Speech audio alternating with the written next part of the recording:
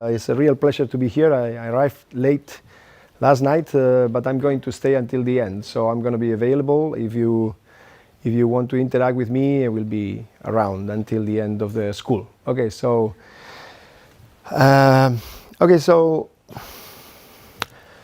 have a double position, and I have a double kind of. So I do work as a scientist, and you will see it, protocell modeling and things like that, in vitro, in silico, but I also keep a track that is more conceptual, more philosophical.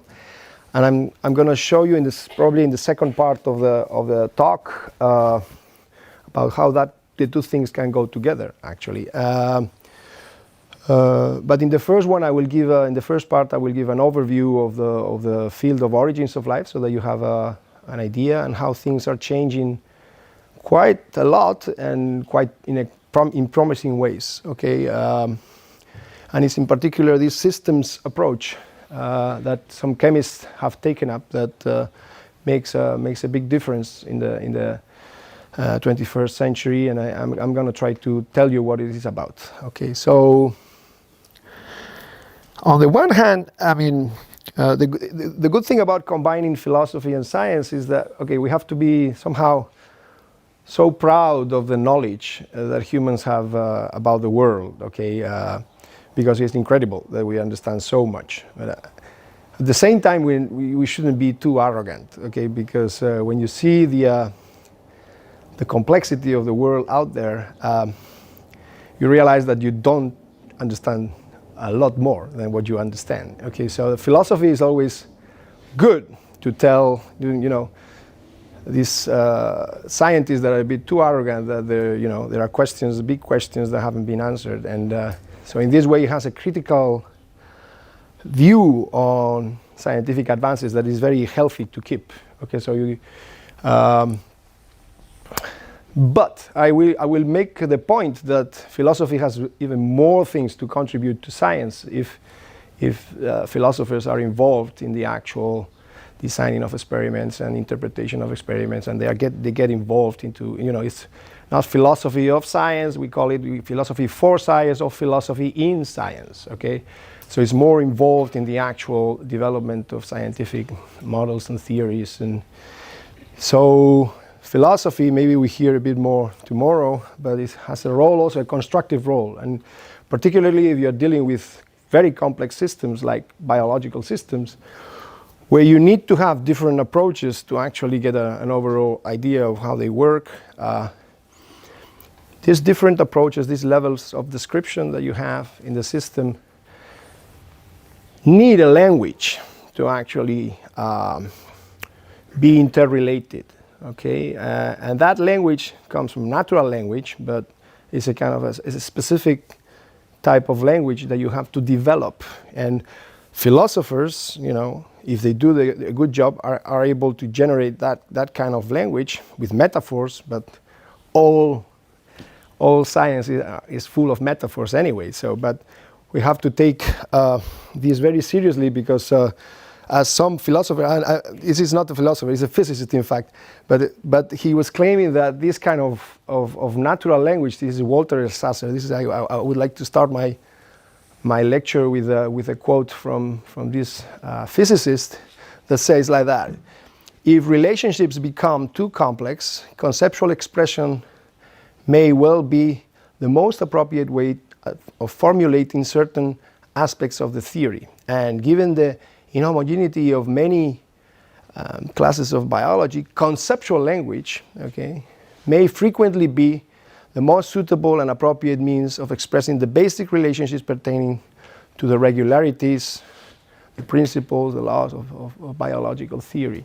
So here is a physicist that doesn't have a reductionist approach, but he says, okay, we need to formalize, we need to quantify. That's the main effort of science, but at the same time, conceptual language is going to be helping us to understand as well. So we shouldn't put it aside.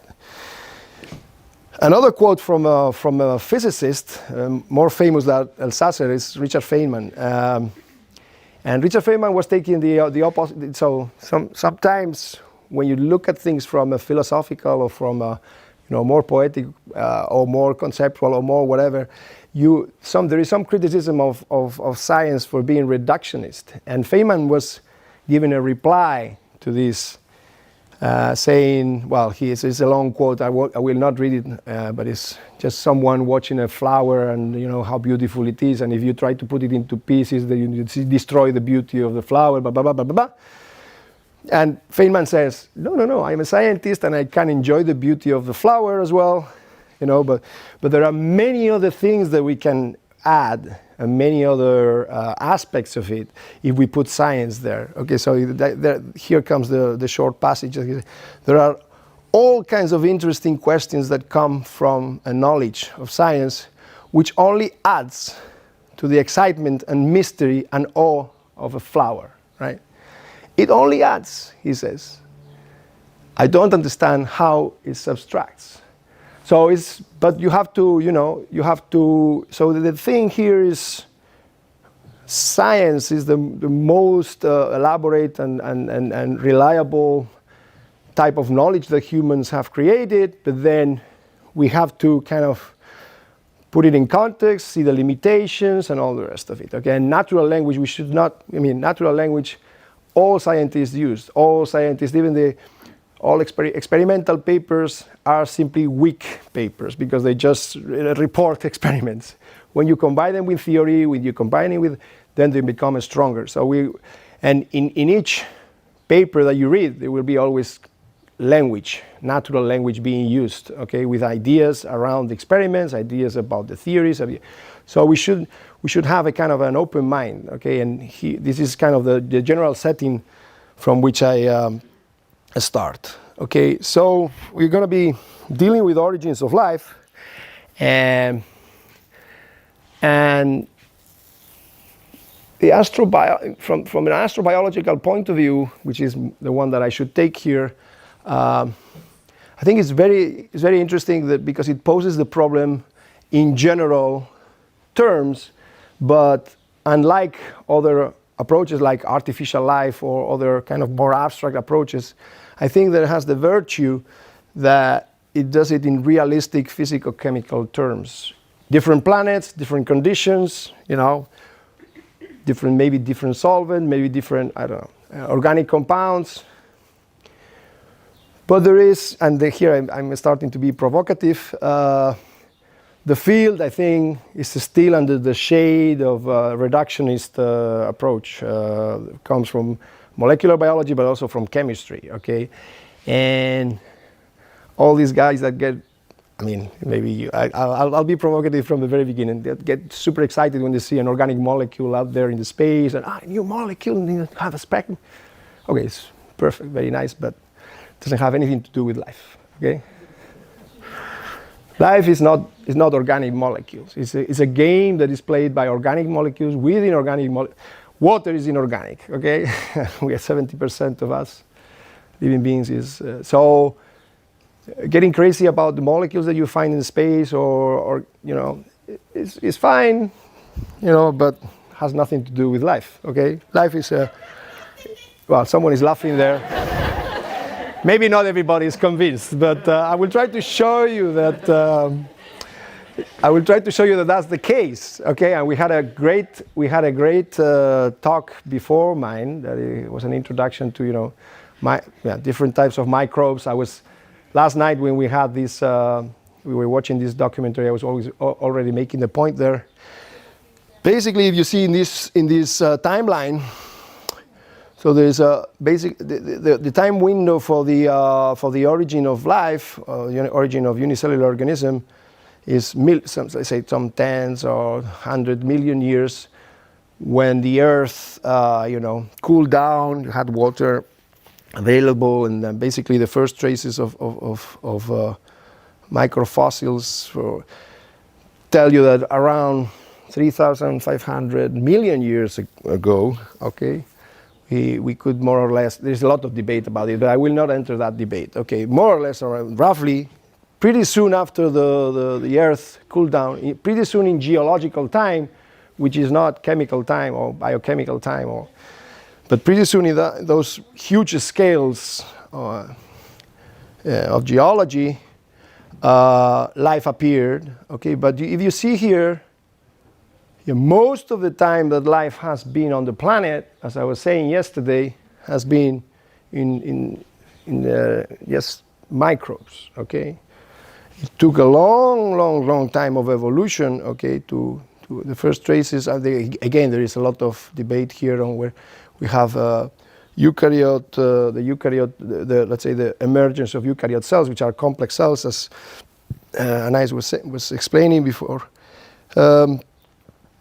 But it took, you see, a long time, much longer than the actual time window for the origins of life. Okay, so, and then plants and animals and things like you were seeing in the documentary last night are really late comers. Okay, and here there was already a biosphere. Okay, and everything was set up. Okay, and so you have to think about the basic phenomenon as a phenomenon. Life is a microbial phenomenon. Okay, then microbes did excursions into more complexity, and in particular the emergence of eukaryote cells is super important to understand how complex forms of organization like us, multicellular organisms with cognitive capacities and stuff like that, can be around. But they are like, you know,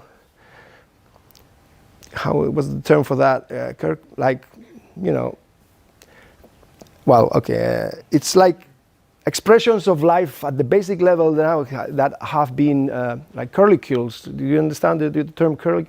Like something pretty and nice and that, but the basic phenomenon is at the microbial level. Okay, so these are this should be the actors in the film that we saw yesterday, as I was saying. Okay, and if you go somewhere else in some other planet, I'm pretty sure that there will be cellular organisms like this. Life has, you know, this set. I think that all life that we will ever find anywhere should, for reasons that maybe I can go into a bit later, should be cellular. Okay, and there's going to be diversity in the population. There are going to be interactions that are ecological, diverse types of interactions at the ecological level. And these populations will evolve in time through, you know, time scales and space scales that are well beyond the time scales of each of these single organisms like we are. Now, we are individuals, we are here for a while, and then life persists. Okay, so the phenomenon of life is expressed in individuals, in organisms, okay, here unicellular organisms, but it clearly goes beyond that. Okay, it has an ecological and evolutionary dimension, you know, that goes beyond individuals. Okay, so that's something that I will come back to at the end of my talk. But if we see what's within, I'm going to show you the level of complexity of each of these individuals now. Okay, and how that cannot come but from a process of evolution. Okay. So if you take one of these microbes and you see inside, the first thing that people typically don't highlight, but is very, very remarkable, is that inside this, the first close-up, inside these microbes, water is not in the same state in different. So you have some areas. Maybe I can use the pointer here. There are some areas here that you see can be taken as a water solution.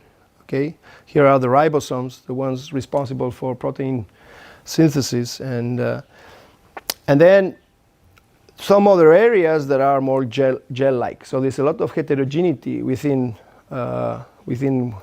each cell. Okay, and water behaves differently at different areas of the inner part of these cells. Okay, this is the first striking thing that people typically don't highlight, but it's very important. And then you have the membrane, and then, okay, if you do a bit of another close-up a bit farther down, farther deeper, you can see that you have the membrane here. You have this area here where you have these aqua solutions where you carry out metabolism, and then you have all this part here, which is this part here, which is full of macromolecules like DNA and proteins, and you know, there's a lot of macromolecular crowding here that makes these processes behave completely differently as the ones that we see here. okay? But all this machinery and all this membrane and all that is generated, is produced by the system itself. All this you don't find in meteorites. Okay, what do you find in meteorites? Maybe amino acids, maybe some fatty acids, maybe some organic molecules. You never see a protein. You never see DNA. Okay, all this is built by the system itself. There's a whole machinery. If you go a bit deeper now into this, okay, what is going on here, you see is incredible. Okay, so you have, okay, this is a metabolic chart in which all pathways, known pathways, are represented. Okay, so this is the general chart. If you go to E. coli, for example, which is a microbe, only a subpart of this, you see, I don't know if you notice the difference, only a subpart of this is carried out, but it's still a very complicated part in which cycles and linear pathways are combined, okay? And depending on the environment that you have, as Anais was explaining in the previous talk, different parts of this chart can be activated or deactivated, and microbes, they have a lot of horizontal gene transfer also to have, you know, if you go to an environment, they share what they know, let's say, from their evolutionary pathways to actually adapt to different environments and carry out different subsets of this general metabolic chart to actually construct all that complexity,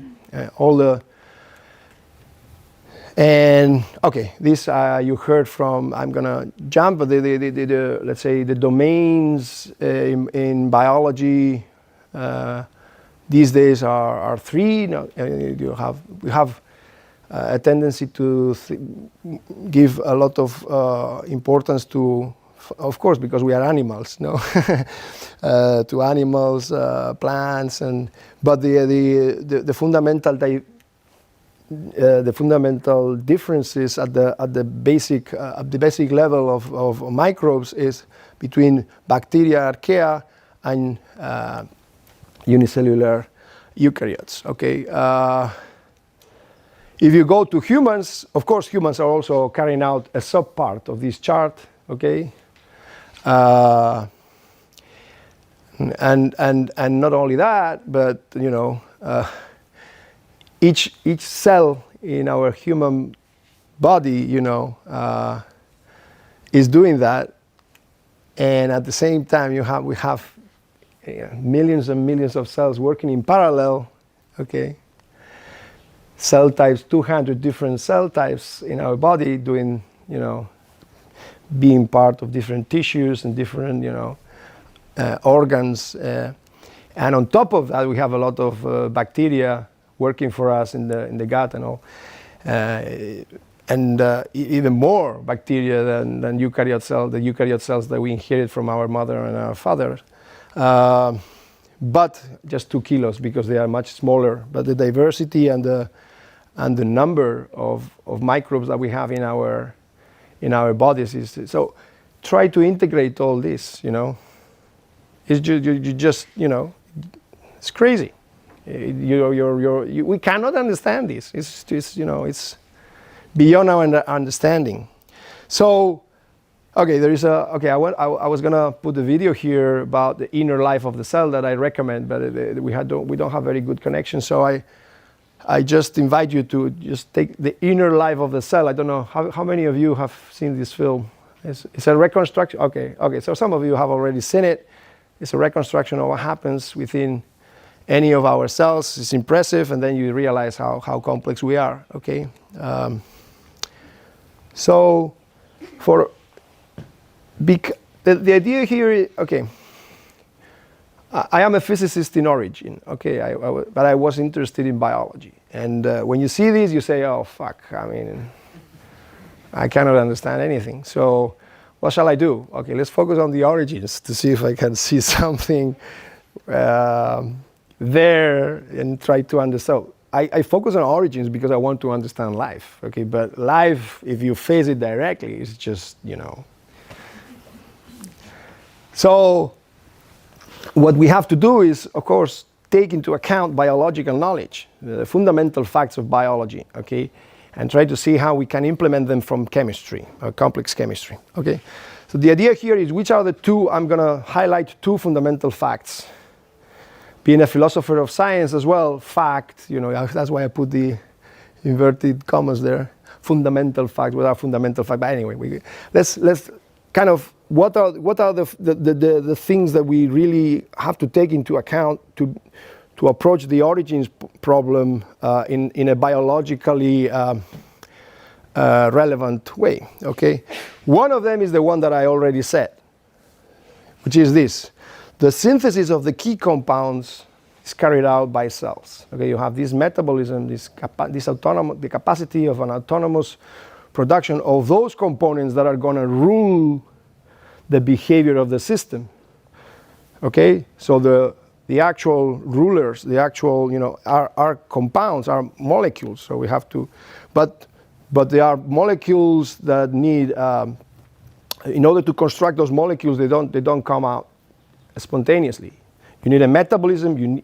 So far from equilibrium systems, we are in continuous exchange of matter and energy with the environment. Why? Because there's an effort involved. There's a thermodynamic effort involved. It's not something that happens spontaneously, on the planet. But life does it. Okay, we have to understand how life manages energy and matter resources to actually construct that incredible organization. Okay, and those incredible compounds as well, proteins, DNA, RNA, all these big biomolecules that are responsible for their behavior, right?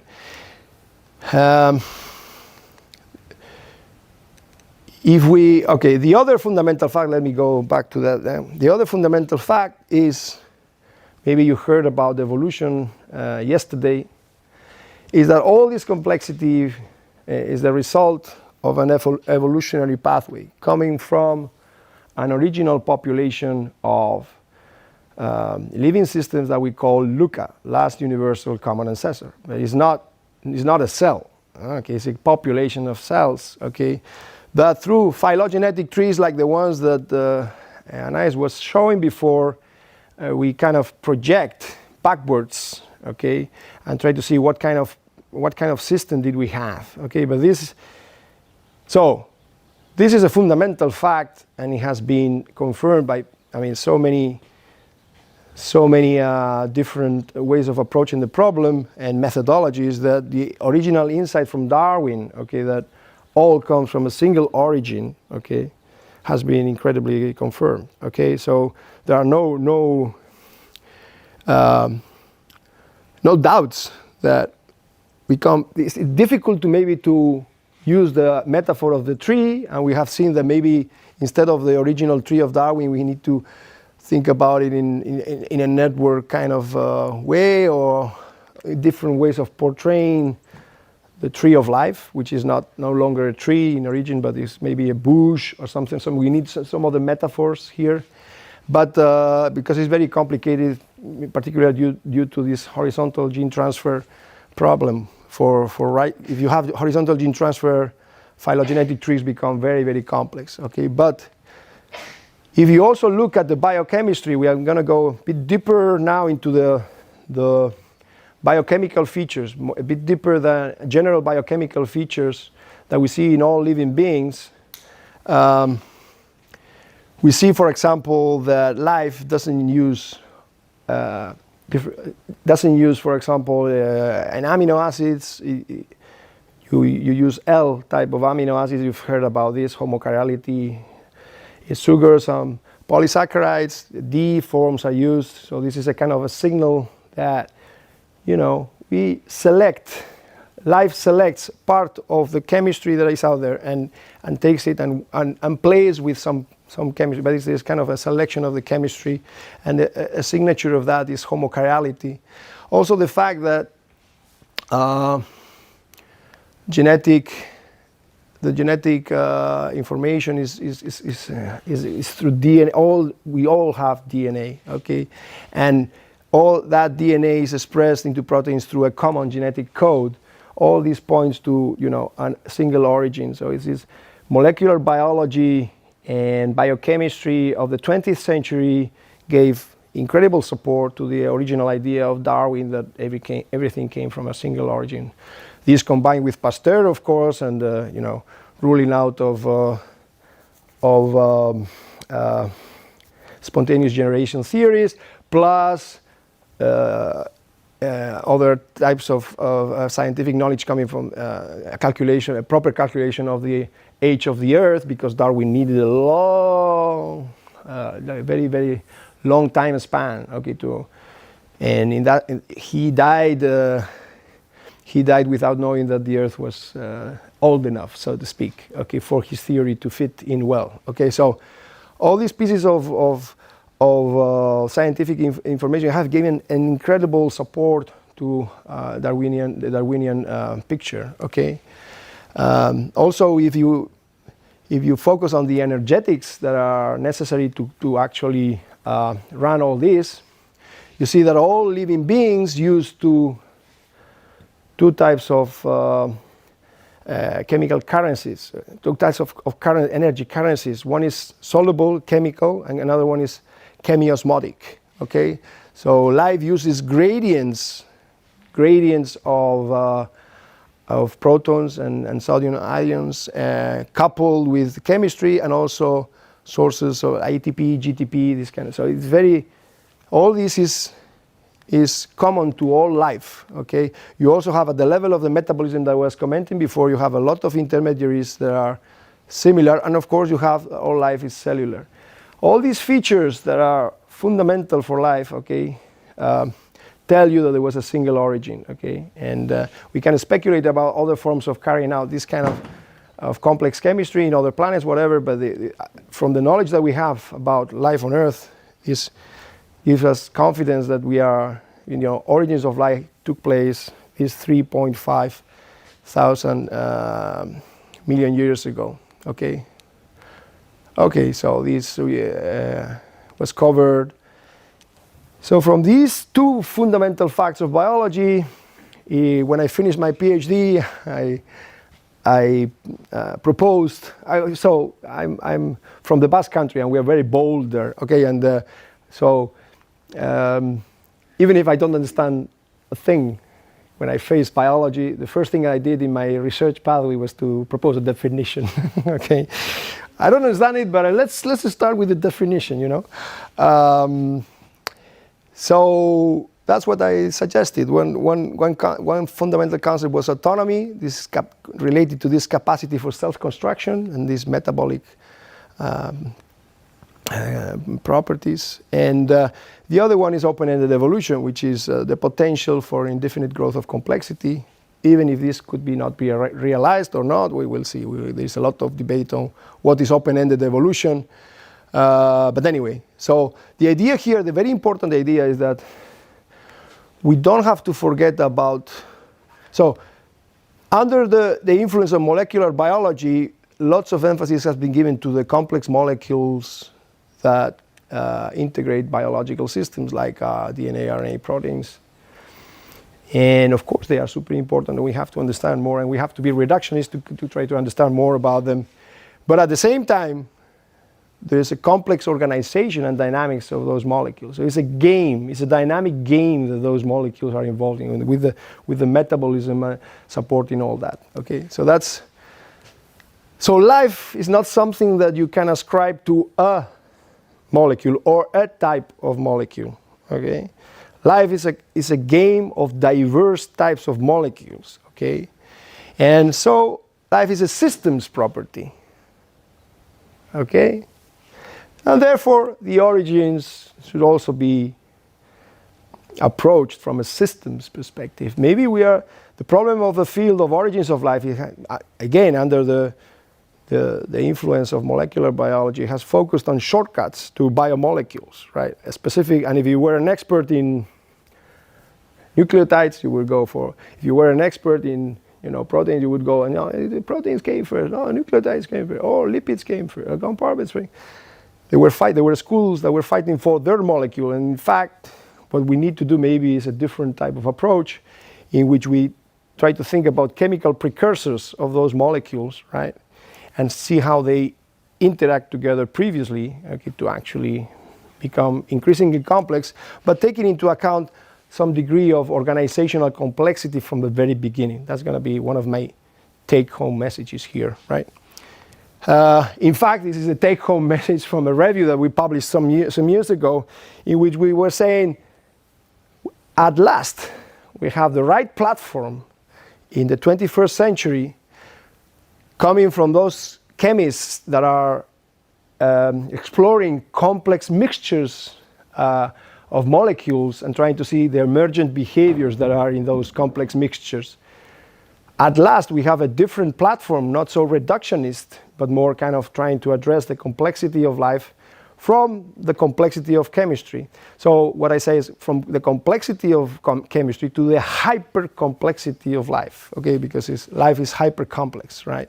So instead of searching for chemical shortcuts to the macromolecules, in particular the RNA molecules, where the RNA world, I suppose that you have heard about it, some of you, was the main hypothesis in the field since the discovery of ribozymes in the 80s, okay? And so people were trying to go from chemistry directly, assuming that natural selection could be applied to molecules or populations of molecules and not to proto-organisms, okay? Towards an RNA world from which DNA, RNA, and protein world could develop, okay? This is being challenged these days, okay? In particular because RNA by itself if you just study RNA, you have a lot of problems, okay? They are crazy to find self-replicating RNA, and they are not finding it. And nature, you don't have self-replicating RNA. Okay, so it's a kind of an obsession of us. We want to see molecules replicating, and we want to put them in the lab. That's not the way it works. Okay, and also there's the problem of the synthesis and the liability of RNA molecules. But so particularly if you take naked RNA molecules, where do they come from? Okay. Where do RNA molecules per natural selection go? Typically, they just fall into dead ends. In vitro evolution, we haven't all these people doing RNA evolution in vitro. They see that the molecules change in time. There is evolution. There is artificial evolution of the molecules, but there is no emergence of anything complex beyond that. Okay. Typically, there's the simplification of the RNA molecules because the one dividing more fast are the ones that win that game, full stop. Okay, you get into bottlenecks. Joyce and other people also did replicating molecules that could be like that in what he called an open-ended way, but there is no increase in complexity. There is just the continuous, evolution of those populations of molecules. Okay. So there are many things to address if you are taking just an RNA world position, and even if there has been some advances, very important advances in the synthesis of those molecules, like what you get from John Sutherland's lab here in quite a few years ago, there are big problems. And instead of having a pure RNA world idea, what we have to think, and this the work of Robert here is also from the bottom up. From a chemistry point of view, I want to mention Robert's work, and also from a top-down approach, I want to mention Lauren Williams' work, in the sense that we have to think is about nucleotide chemistry and amino acid chemistry coming together, right? And the evidence is clear from a chemical point of view. There could be connections there, okay, as they have shown us. And also, if you try to understand something like the ribosome, okay, and how such an incredible machine developed, you see that even if the RNA part is the one that has the catalytic core of it, and some people have claimed that's a sign that the RNA was first. When you actually these people doing structural analysis of the development of the ribosome, they see that small nucleotides have to come together with oligopeptides. Oligonucleotides and oligopeptides have to there has to be a co-evolution or co-chaperoning effect so that you can build something as huge as a ribosome. So there's evidence coming both top-down and bottom-up, saying that that is not simply RNA that we have to deal with. Okay, so instead, okay, my view. How am I doing with? Okay, still plenty of time. No? Okay. My view. This is still the first part of my talk. Okay, so my general view, because I'm just giving a general view, is a situation in which molecular and organizational complexity develop hand in hand. Okay, so you have to start with something very simple at the molecular level, but these kind of basic autonomous systems, minimal metabolism. I will speak a little bit about what is minimal metabolism in a minute. Then go to hereditary autonomous systems where you have one or two polymer world, two oligomer world, let's say, okay, with oligonucleotides and oligopeptides here developing, and then you can have some kind of heredity in the system, and then you would go to another stage in which you would have, minimal living systems where there's already kind of a genotype-phenotype decoupling and a code and translation apparatus and all the rest of it. But these are huge transitions. Okay, here I'm representing what happens at the level of the individual and at the level of the molecules involved. But it also, as I will say at the end of the talk, it also involves dynamics that happen at the ecological and evolutionary level, as I will. So instead of having this picture that I was having here, in which you were trying to shortcut to biopolymers, the idea here is that we have to compartmentalization and metabolism and the capacity of organizing a set of molecules in a unit, okay, in a protocell, much more importance, okay. And the community of origin of life researchers are realizing that this is the way to go, so to speak. So we start from something that could be self-organizing network in which you have feedbacks, positive feedbacks, negative feedbacks.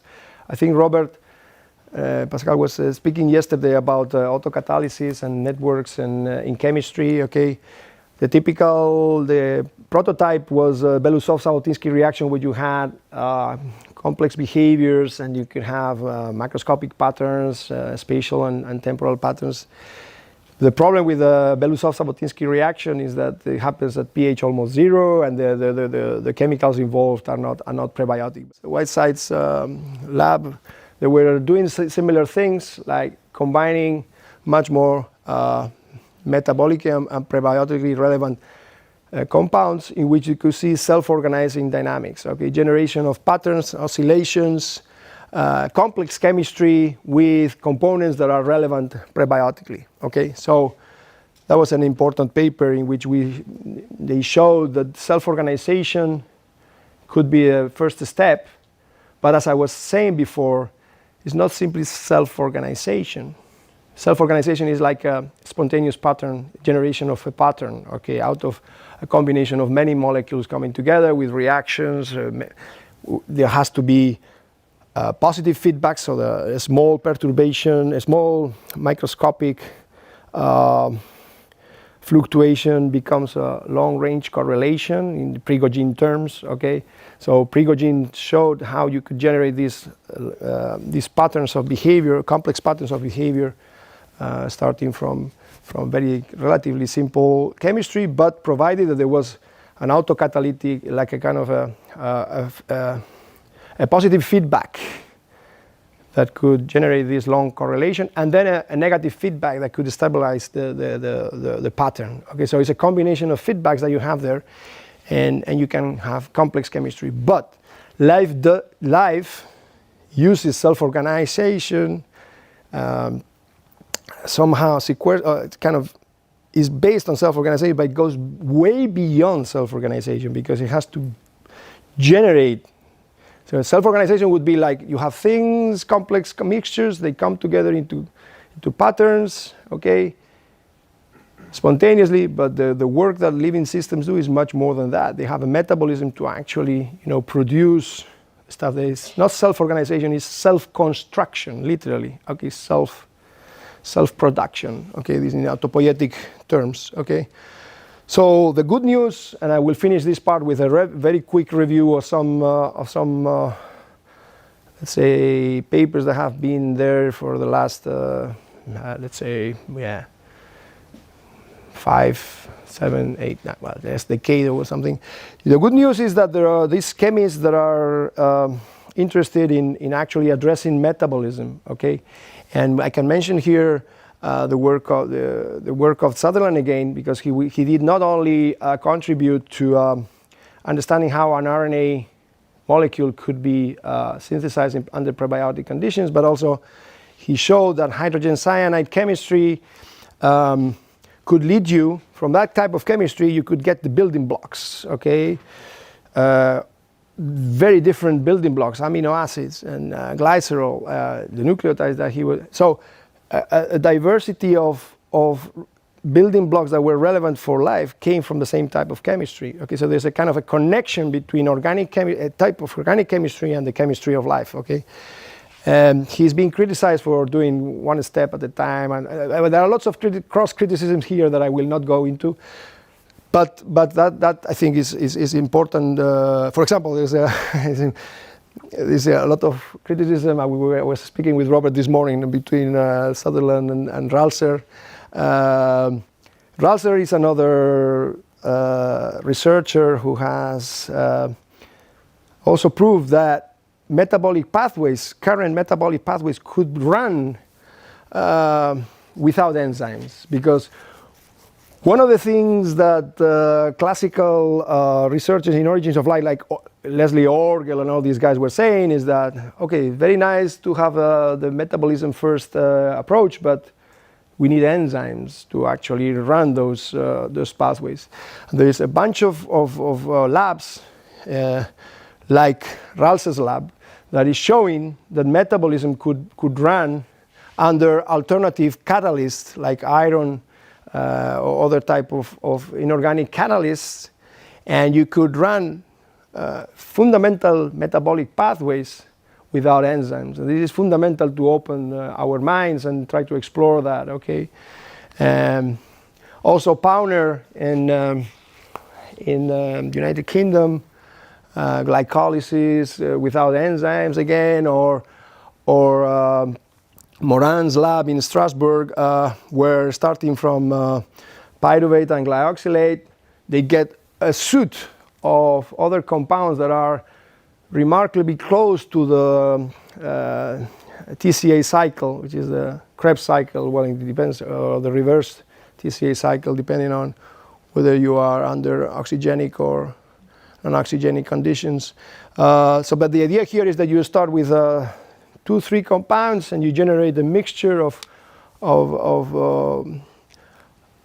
compounds that are the actual compounds that something as fundamental as the TCA cycle runs upon. So the idea here is to get closer and to try to find bridges between organic chemistry and biochemistry and the metabolic pathways. And I want to mention also here, even if there is also tensions between Ram and Joseph Moran, but Ram Krishnamurthy in the United States also is doing very interesting work with this glyoxylate paradigm that Eshem Mosher actually was the guy who gave the idea to Ram. And the interesting thing that Ram is doing is not trying, maybe Joseph is trying too much to kind of mimic exactly the pathway that we see in living organisms. Ram is taking a very intelligent approach, which is to get to the vicinity of the TCA cycle, not directly to the TCA cycle,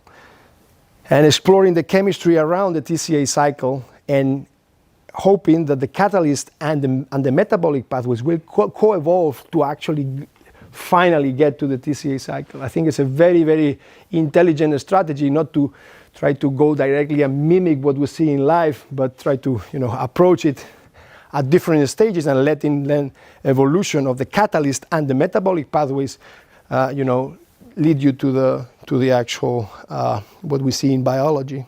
Okay. Other proposals, maybe more theoretical, in which they try to think about a type of metabolism that was not so based on phosphate, for example. Okay, thioesters, stuff like that. Okay, we should try to conceive of potential proto-metabolisms or minimal metabolisms that could run under, could be a bit different from biological metabolisms. And so there's a lot of exploration of these days, and seeing all this flourishing of approaches to try to address the origins of metabolism. We recently wrote a paper, kind of a review paper in bioessays, where we were kind of claiming that the idea of metabolism should play a role at the interface between complex chemistry and biology. Typically, when you think about metabolism or minimal metabolism, is the chemistry that supports life. Okay, but then the concept of metabolism depends on the concept of life. Okay, and what we need is to kind of try to find criteria by which you distinguish a metabolism from a set of reactions, a network of reactions. Okay, but also distinguish it if it has to play a role at the interface. Okay, and before we get living systems, you cannot make the concept depend on the definition of life, because life is here, right? So you have to think about how to characterize a minimal metabolism from chemistry towards biology, but going beyond chemistry and not using something like a definition of life. Okay, so the idea here also is that, maybe Robert said something about this yesterday, how in this process chemical diversity gets narrowed down so life doesn't use all the organic chemistry or all the chemistry that is available. You have to actually do a selection of the chemistry to play a game that is going to become hyper complex and is going to give you another window of dynamic behavior, but not with all the diversity that you have. You have to select in order to move forward in complexity, and what is called functional diversity is not chemical diversity anymore, it's functional diversity, as we will see in a moment. Okay, and this comes hand in hand with the capacity of these systems to gain autonomous control of their own dynamics. Okay, so initially maybe the environment was more influential, and later on these proto-organisms, these proto-cells, were gaining autonomous control progressively as they were becoming closer and closer to organisms proper, not proto-organisms, but organisms. Okay. In any case, it's good to finish this part. It's good to see what we can get at this level from top-down approaches. And I don't know how many have read about Craig Venter's mycoplasma. No, you don't know about this. Okay, Craig Venter, yes, no? Craig Venter, and he's a very famous scientist. He's maybe too famous, and he died in his own success because he did something in 2010, and he said, I'm the new, and then nobody paid attention to something much more interesting. Well, no, nobody now, but 2016, he really did a minimal. So in 2010, he copied Nature. To make a long story short, 2010 he copied Nature with incredible skills, methodological skills, by copying Nature and creating a hybrid. 2016 he really did a brand new, let's say, organism. It's half the genome of mycoplasma. So. And this is giving a very interesting platform at the level of a minimal organism to try to understand what's going on there, and seeing, for example, the metabolism that is this essential metabolism that typically people would think about minimal metabolism as this metabolism that these cells carry out. But of course, the level of complexity of that metabolism is you have RNA, DNA, proteins there, okay? Because you are starting from life, and you are just by gene knockdown strategies, you are getting, all those genes that are fundamental, and not others, but some could be missing, for example, for proper reproduction, and these people have said that this was not properly reproducing properly, and you need to add a few more to actually have reliable reproduction of these systems. But it's very important that we have I think that even if I don't like Craig Venter too much, it's very important that someone does this job, okay, from a top-down approach, and gives this platform also to understand minimal life at that level, okay. And there's recently, in 2022, there's it's also a Cell paper, very interesting, where they are simulating all that at that big scale, okay. So we have also capacities to simulate things that, involve so many reactions, so many proteins, so many metabolites, and but I'm not, unless we want to go here in the discussion, I'm not going to go into these details, because otherwise I will I will not finish today, but tomorrow. Okay, so so the idea behind our approach of minimal metabolism is that you need to have a network of reactions, but if you stay here, this is not going to give you enough to actually characterize that as a metabolism. So typically people think about the metabolism when they're thinking about this network of reactions that supports the system, okay? And the constraints level here in a real biological system like this one, you see all these here in mycoplasma, right? So you have proteins, you have DNA, you have ribosomes, all these complex molecular mechanisms are synthesized, and they are constraints on the actual metabolism that is running. They control spatially and kinetically what's going on, so in terms of space and time, and also energetically, of course. So there are the idea here is to abstract from that and say, okay, we need the synthesis, but also the control part. So there's a functional bootstrapping here between a reaction network and those products of the reaction network that take control. And here you can think about autonomous control, because you are actually synthesizing the stuff that controls the reaction. So there's a feedback between, So that's what I try to tell now people working on origins of metabolism, that they should not just simply go and see what are the reactions that give you the intermediaries or whatever like that. You have to run this under non-equilibrium condition, which is a technically difficult part of it. But also you have to have in the same pot, so to speak, not only the reactants, the metabolites, but also the products of those reactions that actually have a catalytic effect or a spatial effect on the actual network. Okay, so you have to start organizing, and when you have some signs of this spatial and temporal organization that is self-generated by the system, there is where you have to say, I have a minimal metabolism, because just a network of reactions won't make a minimal metabolism. Okay, I'm going to run fast, but because it's already 12. I'm watching. So the idea here is that we have we were using a truncated cone as a graphical metaphor to actually say that it cannot be a cone just going to one type.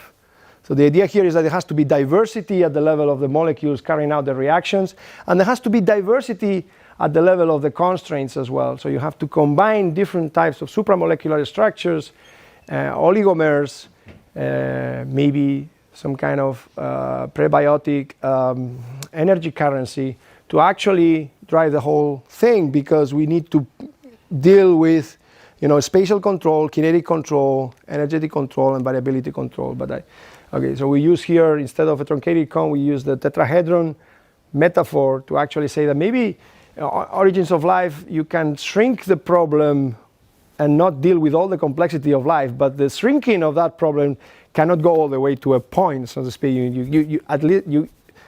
non-reductionist approach to origins of life, you end up with a tetrahedron, but you cannot go further. If you simplify further, the idea here is that if you simplify further, you are missing the window of opportunity to actually go from chemical complexity towards increasing complexity, the window of dynamic behavior that would open if you combine different types of constraints. Okay, you understand the idea? By the way, I'm speaking about this. Okay, I should have said at the beginning. If you want to interrupt me, you can.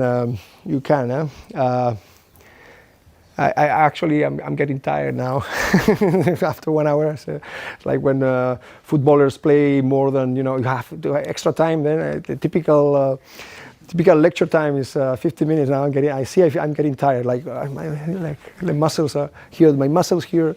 I'm gonna make a kind of a break because I'm gonna introduce some videos now in a minute. But I've been claiming that this combination of constraints is very important, and in particular, the fact that you have a container. Okay, that's why I'm a specialist in protocell models, in vitro and in silico. Okay, but one thing is that you say it yourself, and it's much better than a Nobel Prize like Jack Szostak says it. So Jack Szostak said, although protocellular structure poses more problems initially, it is actually simpler to solve these problems upfront, rather than leave them till later when they could become completely intractable. So that's what I was saying after my PhD student for my PhD dissertation for many years, but it's much better that someone like Szostak says it, because then people pay attention, So I'm going to skip a lot of slides now because I have maybe as many or more than the ones that I've shown so far. So I'm sorry about that. The videos are going to be about this. Now I'm going to focus, and I'm going to do it very, very fast because I don't have time. I'm going to focus on what type of systems approach I have developed scientifically, okay, from this philosophical or conceptual view, right? And you can see the papers. You can, if you're interested in this, you read, and then I'll be available here or when I go back to the Basque Country. But the basic idea is that here, what are you seeing? Just fatty acid in water, okay? And they create these beautiful structures, okay? They are supramolecular structures that could be the scaffolding around which, if you couple this with chemistry, you could have interesting protocellular behavior happening, right? But these are fatty acid vesicles. You cannot think, if you think about, now I'm going to give you the modeling part of my work is based on using not the phospholipids that make the membranes, biomembranes, right? But a chemical precursor, as I said for the other things, we have to think about chemical precursors of biomolecules. And also the phospholipids are too complex, okay? So I'm going to be using fatty acid like in this cryo-electron microscopy image, right, that we got in our lab. And but this is the I think fatty acid you find in meteorites, you find it out there. So let's start with this is one of, and fatty acids are the basic from which you develop some types of phospholipids. Not all phospholipids, as you will see in a minute, but so a biomembrane is absolutely nuts again in terms of the complexity it conveys, right? You see all these colors here? It's a joke, okay? Again, it's a joke, just a few. Because in reality, so you have membrane proteins, yeah, and of very diverse types. But in terms, if you just focus on the lipids, the families of lipids, I mean, you cannot really, I mean, it's incredible. You synthesize phospholipids, each of your cells, each of your cells is synthesizing different types of, let's say from a mammalian, now it's genomics, proteomics. Have you heard about lipidomics? Okay, so if you actually see the families and families and families of lipids that you have in one single membrane, right? If you take away the membrane proteins, just the phospholipids, it's just crazy, okay? So from modern cellular boundaries, we are thinking of getting a protocell starting from vesicles from simple amphiphiles. So simple amphiphiles, where do I have my, yeah, right. So you see here, this is a phospholipid. This is a precursor fatty acid, okay? And we are working, me and Szostak and many people are working with fatty acids because they are relatively manageable under lab conditions, right? So the idea here is there are many differences in the properties of the membranes when you have phospholipids and fatty acids. I'm not going to go into all these details because I'm going to really, I don't have time in any case. But I'm going to show you some videos. Okay, let's see if this run. Let's see if you see it. Okay, so here, for example, one of the big differences is that these are fatty acids, okay? And then the other little things that you see are other compounds. But then one of the things that is different from a phospholipid membrane and a fatty acid membrane is that there is a lot of, in fatty acids are more soluble in water, okay? So there is more monomer in solution, and the dynamic exchange between the supramolecular structure and the monomer in solution is much more, is present, and you have to take into account. If you have phospholipid, basically there's no phospholipid in water, therefore you have the supramolecular structure and stacks there, right? This is very interesting for origins of life because having a more dynamic boundary initially is much more interesting. When you go to a phospholipid membrane, you need membrane proteins to actually have these dynamics going on. And the bilayer is a matrix that is more impermeable, but initially it's much more interesting that it's dynamic and it's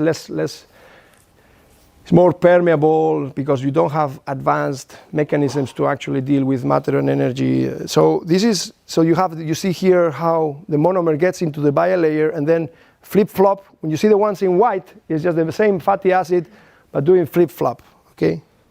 So this is one of the videos. This you can download. You can see in SOSTAC lab. So then there are more there, but I'm going to show you just a few.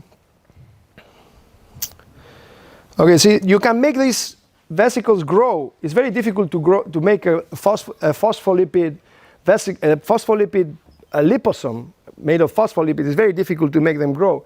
But here, if you add micelles or you add fresh lipid to the medium, you can make these supramolecular structures grow more easily. So there's advantages of working with chemical precursors, and this is something that we also found in the work that maybe I mentioned if I have time, that I did with Robert, in which we were using phospholipids to actually. Robert gave me the chance to collaborate with him some years ago, and he had a reaction that was taking place in solution, and we put vesicles of fatty acids and vesicles of phospholipids, and the vesicles of fatty acids gave some interesting effects that the phospholipid vesicles didn't give. And so sometimes working with precursors is an advantage to the chemistry that you are exploring. Okay, so that's one of the things that you can do here is to try to make these systems grow and potentially divide because they are much more dynamic. Okay, this can be done with micelles. You see the micelles there approaching there. They're different, and then these are the vesicles. Okay, and this is a way that SOSTAC was using to actually make them grow and divide. Okay. And the other video that I wanted to show you is the one in which you can also prepare mixtures. Here you don't see mixtures, but SOSTAC was using, in the video you don't see the mixtures so much, but here you have a different type of, now it's a nucleoside that is going to be, so SOSTAC wanted to have nucleotide replication inside the vesicle, okay? And he prepared vesicles of fatty acid, mixed vesicles of fatty acid to modulate the permeability so that the building blocks for the RNA or DNA the oligonucleotide that was going to form inside the vesicle, the monomers could go through, but the actual polymer or oligomer could not get out. So you can modulate also the permeability properties by using diverse, like preparing the vesicles with the right composition. Okay. So we start from here. You see there's some simple chemistry going on, simple chemistry and self-assembly processes coupled, okay, they happen inside much better. So the idea here is that functional relationships are going to be developing in this context, okay? So you're going to have a number of constraining components, including the boundary itself, that is going to be That's going to be, you can tell that they are functional because they contribute to the maintenance of the system, of those systems. Okay, so systems, you're taking the system by coupling these supramolecular structures, self-assembly, that are quasi-equilibrium structures. With chemistry, you can take the system away from equilibrium, okay, and you can make it grow and divide potentially, okay. So that's the idea here is that we start with function as a fundamental concept, and we actually have philosophy behind it, like reflecting on what is function from a point of view of. So that's what philosophy comes from. Philosophy also has an input here, because we reflect a lot about what is function in biology. And one of the important things is that when you're thinking, imagine that you're thinking, oh, I have a catalyst. I found the catalyst of a reaction. Oh, it's super good. It has a function. Don't pay attention to those people that tell you that single molecules have a function. Because what they are doing is a trick. They're saying, okay, the function that a catalyst like that has in a cell, by contributing to the maintenance of the cell, in the cell, now you are making the trick of saying, I have a function here. The function will only be there if that component is part of an organization, and that component is contributing, as I would say here, specific contribution of the distinguishable part of a system to the maintenance of the system. That's a physiological way of understanding function in biology. There's another one that is related to evolution, but I will not go into the details of the discussion here. But that, as an example of how conceptual reflection also helps in the way you put science in context, right? But the important thing is what I said before. You have to have this organizational, I don't know if you can read, organizational dimension and evolutionary dimension. Okay, and the idea here, if I use the pointer as I should, here is that you're going to have different evolutionary dynamics depending on the individuals carrying out the dynamics, right? And if you change the type of individual, the evolutionary cone is going to change until you get to individuals that are reliably reproducing and all that. Okay, so we have to envision the whole process of origins of life as some transition stages where protocells resembling more and more cells developed, but in the context also of phylogenies that were developing relation, so it's where reproducing systems, maybe not so reliably initially, but then as hereditary mechanisms were developed, it would do, and that's what we should do. And the idea here is that initially the environment and maybe the mixing and the fission and fusion events here were driven more through environmental forces. As you start developing minimal metabolism and you become as an individual more autonomous, then you have families, more defined families, because reproduction is more reliable. You can have families, not just the mess that you have initially here. There is a funnel here that represents that chemical diversity. Somehow you see here molecular organization complexity, diversity here, chemical diversity of protocellular chemistries. You see the funnel represents that the chemistry is selected. So natural selection should be playing a role here in these families of protocells, right? And less and less, the influence, there are environmental influences here, of course, but natural selection takes a increasingly more prominent role as these individuals become more and more, elaborate organizations until they reach something like LUCA. And here there is ecology. There is in these families of protocells, there should be ecological relationships as well, and evolution is playing a role here. And you from a stage in which fusion was more important than fission you had here, but then reproducible fission was more important as you go here, and you have here exogenous driving forces and endogenous functional diversity. So it's kind of, there is a transition between systems that were initially controlled by environmental conditions to systems that were increasingly autonomous, right? Until you get to that. With that, and with an acknowledgement to the PhD students that here there's a room full of PhD students. I want to say thank you for giving me motivation, right? It's working with people that gives me motivation. And my PhD students here, Pietrafita, Surtedis, Sara, and Nino now, are the pillars of the work that I didn't show, but next time. Okay, thank you.